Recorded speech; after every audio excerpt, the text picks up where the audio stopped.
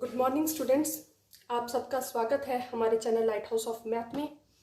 जैसे कि आपको मैंने बोला था कि मैं आपके लिए मैट्रिसेस ऑफ डिटर्मिनेंट के एमसीक्यूज लेकर आऊँगी, तो आज मैं लेकर आई हूँ आपके लिए डिटर्मिनेंट और मैट्रिसेस के एमसीक्यूज, जो आपके लिए बहुत ही हेल्पफुल होने वाले हैं आपके कॉम्पिटिटिव एग्जाम्स में। जो जैसे कि अभी मास्टर कैडर का एग्ज़ाम आ रहा है, तो उसके लिए ये आपके लिए बहुत हेल्पफुल होंगी। अगर आपने मेरा चैनल सब्सक्राइब नहीं किया है तो रिक्वेस्ट है कि आप मेरे चैनल को सब्सक्राइब करें और उसके साथ ही एक बेल आइकन दिया होता है, वहां पर क्लिक करें ताकि आपको नोटिफिकेशन सबसे पहले मिल सके और सबसे पहले आप एमसीक्यूज को देख सकें और आने वाली वीडियोस को देख सकें और अपने एग्जाम्स को क्रैक कर सकें। हाँ जी, अब देखते हैं फर्स्ट क्वेश्चन मैट्रिक्स और डिटर्मिनेंट का। The determinant of identity matrix is, क्या होता है?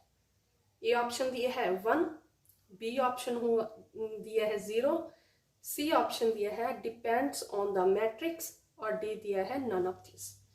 देखो स्टूडेंट्स, कुछ मैट्रिक्स ऐसे होते हैं, कुछ रिजल्ट्स ऐसे होते हैं जो हमें वैसे ही याद होते हैं, हमें वैसे ही याद रखने होते हैं कि निकालने की ज़रूरत नहीं होती। ठीक है, वो इजी क्वेश्चंस होते हैं, उसको हम ऐसे ही कर लेते हैं। जैसे यहाँ पर आइडेंटिटी मैट्रिक्स का हमें पता है कि ये ऑप्शन ए ही होती है, आइडेंटिटी मैट्रिक्स का डिटर्मिनेंट हमेशा 1 ही आता है। अब B question, if the order of matrix A is m cross p and the order of matrix B is P cross N, then the order of matrix A B is, हाँ जी, इसमें क्या है? Options दी हुई M cross N, B option N cross M, C option N cross P और D option M cross P। हाँ जी, आप सोचो क्या हो सकती है इसका आंसर। मैं देखती हूँ। जैसे ए मैट्रिक्स उन्होंने दी है हमें कितने ऑर्डर की? M क्रॉस P की। ठीक है जी। बी मैट्रिक्स उन्होंने दी है हमें कितने ऑर्डर की? P क्रॉस N की। तो उन्होंने पूछा है इन दोनों की मल्टीप्लिकेशन के मैट्रिक्स का ऑर्डर कितना होगा।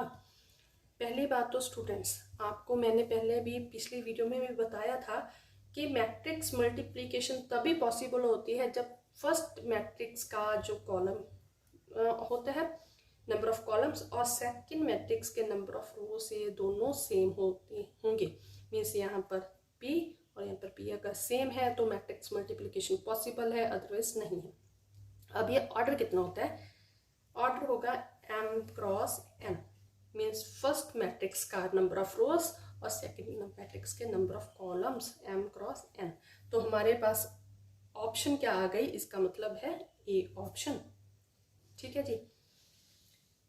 Third, if determinant of a matrix A is 0, हाँ जी, अगर हमें मैट्रिक्स का डिटर्मिनेंट 0 दे दिया, क्लियर, तो क्या है? ए नॉन सिंगुलर मैट्रिक्स होगी, ए सिंगुलर मैट्रिक्स होगी, कांट से और नन ऑफ दिस।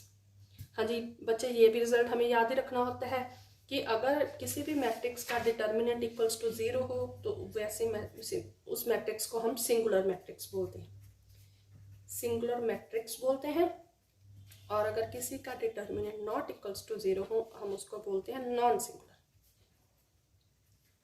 ठीक है जी। तो यहाँ पर उन्होंने हमें मैट्रिक्स का डिटर्मिनेंट 0 बोला है, तो ये हमारी क्या होगी? बी ऑप्शन सही हो गया। ठीक है जी। Now third, if A and B are matrices then which of the following is true. अब दो मैट्रिसेस दी हैं ए एंड बी, ट्रू पूछा है कि इनमें से ट्रू कौन सा है, सही कौन सा है? A plus B not equals to B plus A transpose का transpose not equals to A B not equals to B and all of this. देखते हैं हर टर्न बाय टर्न हम हर एक ऑप्शन को चेक करते हैं।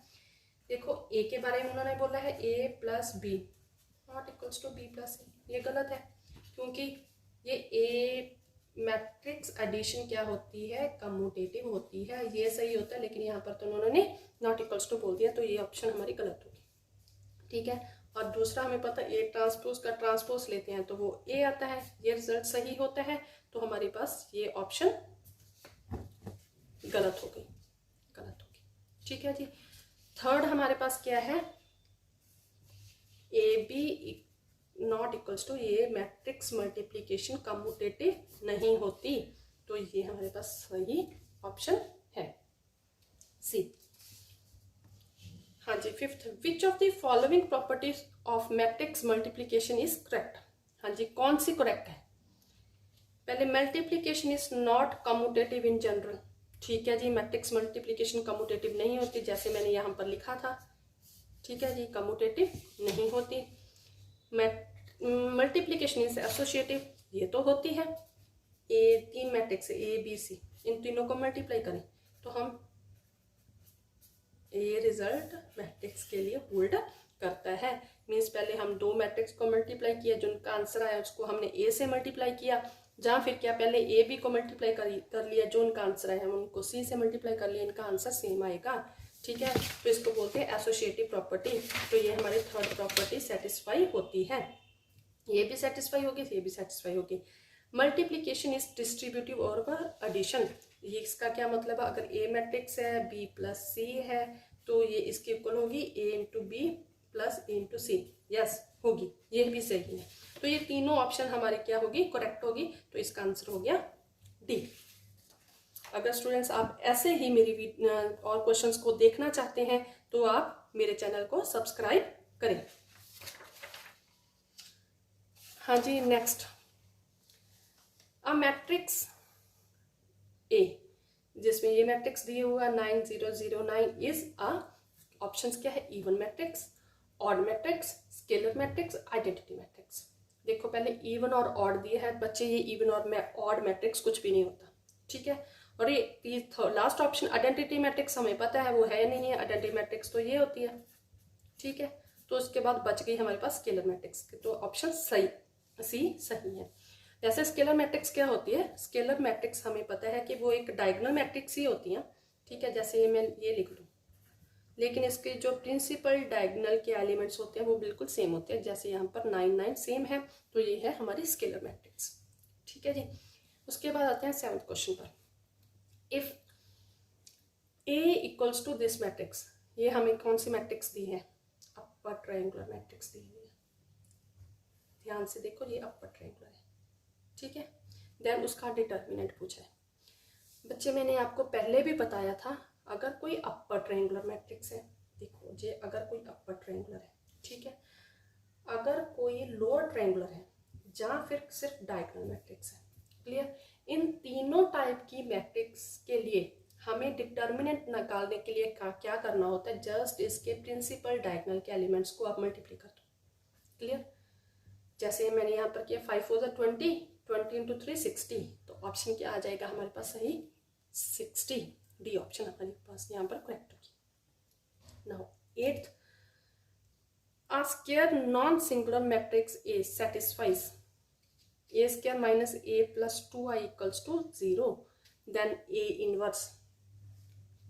हाँ जी, हमें नॉन सिंगुलर मैट्रिक्स दी हो, नॉन सिंगुलर दी है, इसका मतलब क्या है, हमारे पास determinant of A equals to not equals to 0 है। डिटर्मिनेंट अगर नॉट इक्वल्स टू 0 है, देयरफॉर उन्होंने ए इनवर्स की वैल्यू पूछी है। अगर डिटर्मिनेंट 0 नहीं है, देयरफॉर ए इनवर्स एग्जिस्ट करेगा। ठीक है जी, तो ए इनवर्स एग्जिस्ट करेगा। अब हमारे पास ये दिए हुए है, यहाँ से हमने ए इनवर्स की वैल्यू निकालनी है। अब यहाँ पर निकालते हैं, हमें दिया है A square minus A plus 2i equals to 0। हम यहाँ से निकालते हैं ए इनवर्स। मैं यहाँ से ले गई A square equals to A minus 2i, मैं प्री मल्टीप्लाई कर देती हूँ ए इनवर्स से। ठीक है, दोनों साइड्स मैंने ए इनवर्स से मल्टीप्लाई किया, तो यहाँ पर मेरा हो गया A square A inverse into A square equals to A inverse into A minus 2 A inverse into I. Clear, तो यहाँ पर मेरा क्या बन जाएगा, A inverse into A square means A equals to ये आई बन गया माइनस ऑफ 2 ए इनवर्स। तो मुझे ए इनवर्स की वैल्यू चाहिए, तो ये क्या हो गया 2 A inverse equals to I minus of A inverse की वैल्यू आ गई 1/2 आई माइनस ऑफ ए। देखते हैं ये ऑप्शन में है 1/2 I minus of A. Yes, C option हमारी सही है। Clear. 9th question, if cos theta sin theta 0 sin theta cos theta 0 0 0 1 is a singular matrix, singular matrix बोल दिया, देन थीटा की वैल्यू क्या होगी, पाई होगी, पाई बाय 2 होगी, पाई बाय 3 होगी, जहाँ पाई बाय 4 होगी। अब ये सिंगुलर मैट्रिक्स दिया है, ये हमारे पास इंपॉर्टेंट है, ठीक है। अगर ये सिंगुलर मैट्रिक्स दिया है इसका मतलब इसका डिटर्मिनेंट इक्वल्स टू 0 है, ठीक है। अगर सिंगुलर है इसका डिटर्मिनेंट मीन्स क्या है हमारे पास, इक्वल्स टू 0। तो अब हम इस मैट्रिक्स का डिटर्मिनेंट निकाल लेते हैं, क्लियर। अब हमें डिटर्मिनेंट निकालने के लिए एक्सपेंड करना होता है, तो आपको पता है कि एक्सपेंड हम उस रो या उस कॉलम के कॉरस्पॉन्डिंग करेंगे, अलोंग करेंगे जिसमें ज़्यादा से ज़्यादा जीरोस हो, ठीक है।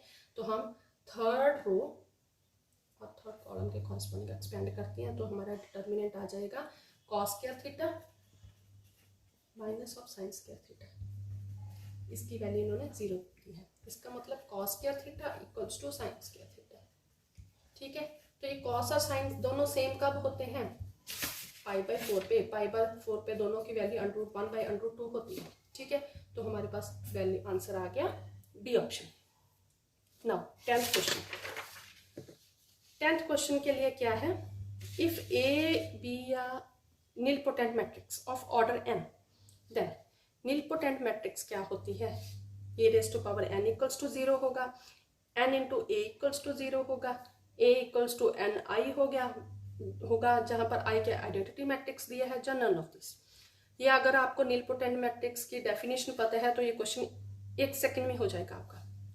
अब पहले देखते हैं नीलपोटेंट मैट्रिक्स क्या होती क्या है। नीलपोटेंट मैट्रिक्स वो होती है अगर हम a को a के साथ ही मल्टीप्लाई करते जाएं, ठीक है, और कितने बार करें सच दैट वो उसका आंसर क्या आ जाए, मल्टीप्लाई करते करते वो बन जाए नल मैट्रिक्स। जैसे मैंने फर्स्ट ए को एक बार किया मीन्स ए स्क्वायर, ये मान लेते हैं ये नल मैट्रिक्स नहीं बनता, 0 नहीं आता, ठीक है। मैंने 3 बार कर दिया मल्टीप्लाई, फिर भी नहीं आता। मान लो मैंने 4 बार किया तो वो इक्वल्स टू 0 आ गया, ठीक है जी। देन क्या हो जाएगा हमारा ये नीलपोटेंट मैट्रिक्स, और ये 4 इसका इंडेक्स होगा, ठीक है। अब उसके बाद हम a रेज टू पावर 5 करें वो भी नीलपोटेंट, अगर a रेज टू पावर 6 करें वो भी nilpotent, a raise to power n करें वो भी नीलपोटेंट, जितना ऑर्डर है, ठीक है। तो ये हमारी ऑप्शन ए करेक्ट हो गई। Now 11th question, state whether the given statement is true और फॉल्स। हमें ये पूछा है कि ये गिवन स्टेटमेंट है वो ट्रू और या फॉल्स है।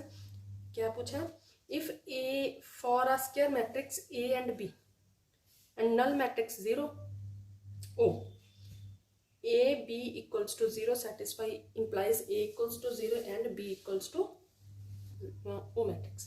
इसका मतलब उन्होंने क्या, देखो बच्चों अगर आप इसको नोट करना चाहते हैं ना तो पॉज करके इस क्वेश्चंस को आप नोट कर सकते हैं, जहाँ फिर स्क्रीनशॉट ले सकते हैं, ये आपके लिए बहुत इंपॉर्टेंट होंगे। हाँ जी, हमें पता है कि किसी भी दो नंबर्स के लिए अगर उन दोनों नंबर्स की प्रोडक्ट इक्वल्स टू 0 आती है, इसका मतलब क्या होता है, इधर a equals to 0, a equals to 0 और b इक्वल्स टू 0, इसका मतलब यही होता है नंबर्स में, ठीक है।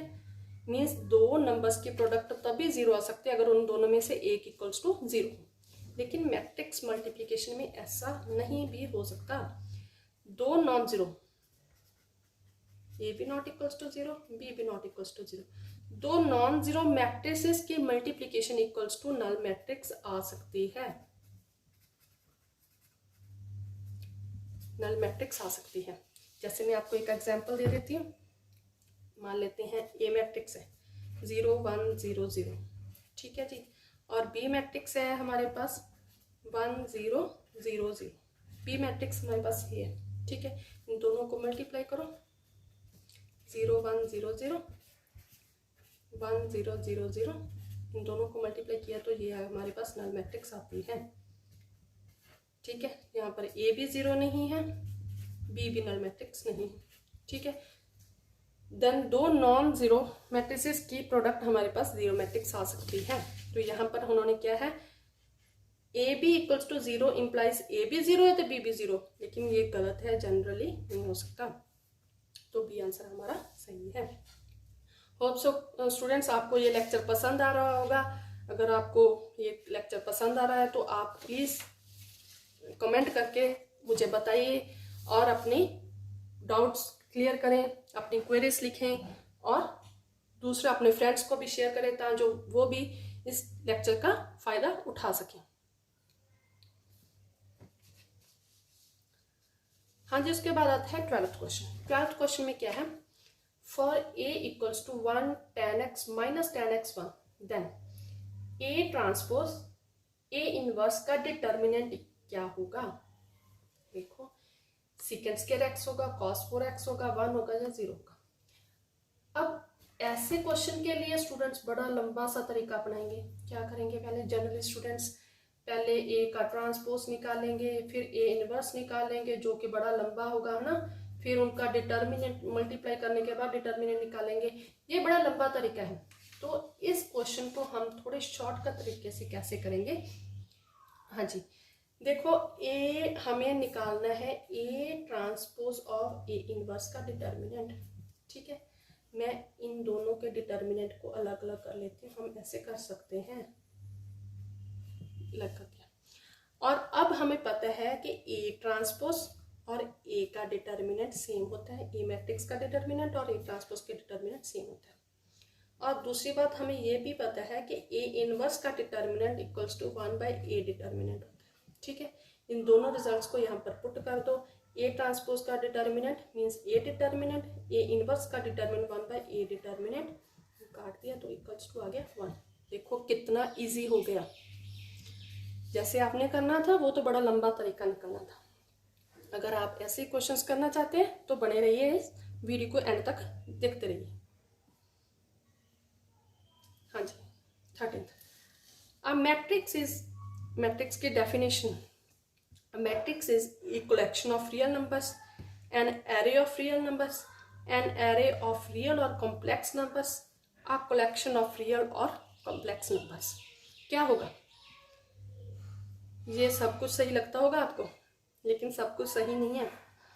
देखो ये कलेक्शन है, कलेक्शन ये तो हमारे पास सेट्स में होता है, मैट्रिक्स में नहीं। मैट्रिक्स में एरे होता है। ठीक है, एरे क्या होता है कि हम नंबर्स को ऐसे रोज में या फिर ऐसे और ऐसे कॉलम्स में रिप्रेजेंट कर सकें, तो ये एक एरे बन गया। ठीक है, और ये रियल नंबर्स भी हो सकते हैं और हमें पता है कि कॉम्प्लेक्स मैट्रिक्स भी तो होती है, ये कॉम्प्लेक्स नंबर्स भी हो सकते हैं। तो ये हमारा सी आंसर सही आएगा, एन एरे ऑफ रियल और कॉम्प्लेक्स नंबर। एक मैट्रिक्स क्या होती है, एन एरे ऑफ रियल और कॉम्प्लेक्स नंबर्स। ठीक है जी। अब 14th question, if A is a singular matrix then A into adjoint of A की मल्टीप्लीकेशन क्या होगी। ठीक है, आ यूनिट मैट्रिक्स होगी, आ नल मैट्रिक्स होगी, असिमेट्रिक मैट्रिक्स होगी और नन ऑफ दिस होगी। तो इस क्वेश्चन को भी आप कैसे, जनरली स्टूडेंट्स क्या करेंगे, एक ऐसे मैट्रिक्स निकालेंगे सिंगुलर मैट्रिक्स जिसका डिटर्मिनेंट इक्वल्स टू 0 आता होगा, फिर उसका एडजॉइंट निकाल कर उनको मल्टीप्लाई करके मीन्स लंबे से तरीके से करेंगे। लेकिन अब हम इसको शॉर्टकट तरीके से करते हैं। हमें पूछा है, बताया क्या है उन्होंने, A is a singular matrix. A singular matrix means उसका डिटर्मिनेंट हमें दे दिया 0। क्लियर। अब A into adjoint of A, A into adjoint of A के लिए हमारे पास क्या होगा, हमें पता है कि A inverse equals to adjoint of A upon determinant of A होता है। ठीक है जी, इसका मतलब क्या हो गया, A determinant into A inverse equals to adjoint of A हो गया। अब एडजॉइंट डिटर्मिनेंट की वैल्यू तो 0 है, इसका मतलब एडजॉइंट ऑफ ए की वैल्यू हमारे पास 0 आ गई।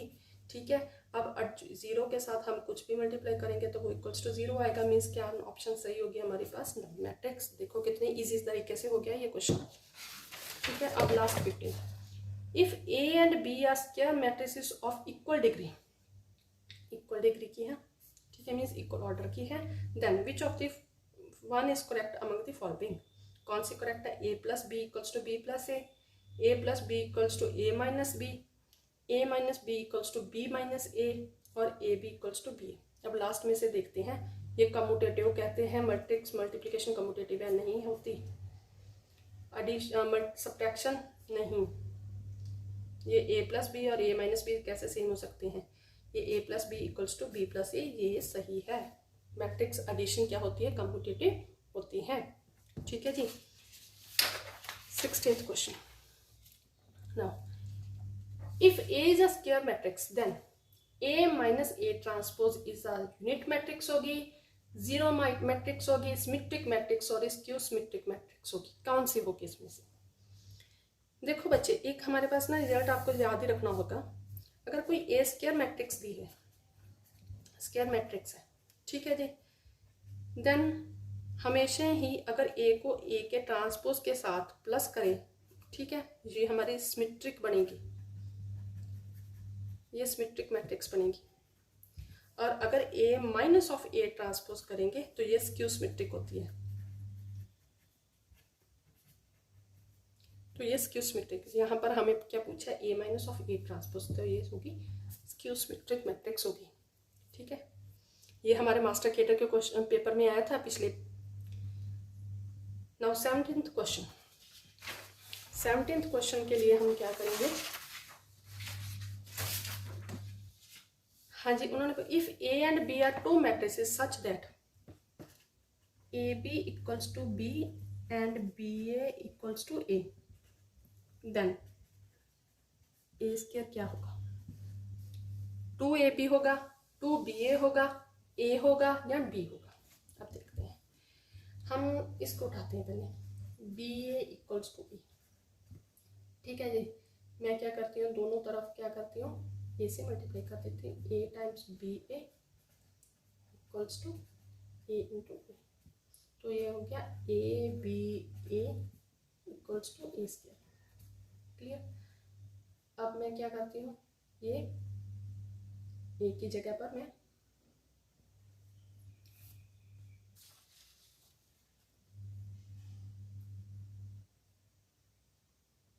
ए बी की जगह पर मैं पुट कर देती हूँ बी की वैल्यू.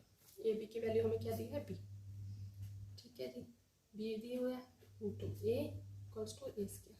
अब बी ए की वैल्यू हमें फिर पता है क्या है, A equals to A square. तो ए स्क्वायर की वैल्यू आ गई हमारे पास ए. सी ऑप्शन इसका सही है. ठीक है जी.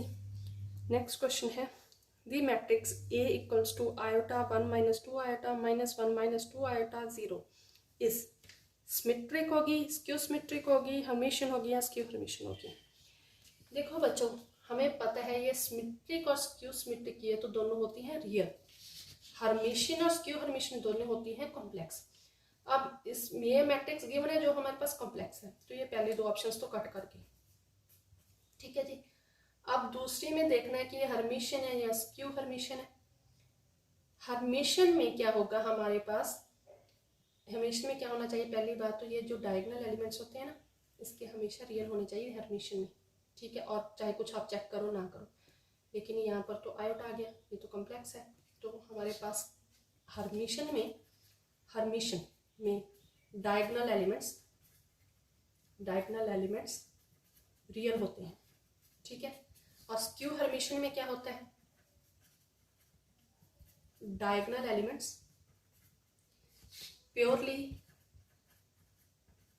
जीरो और इमेजिनरी. तो ये रियल तो नहीं है diagonal elements, obviously skew Hermitian होगा. ठीक है जी. 18th 19th मैट्रिक्स ए, हमें ये मैट्रिक्स दिया इज अ, क्या है ये, सिमेट्रिक मैट्रिक्स है, स्क्यू सिमेट्रिक है, हर्मिशियन है, स्क्यू हर्मिशियन.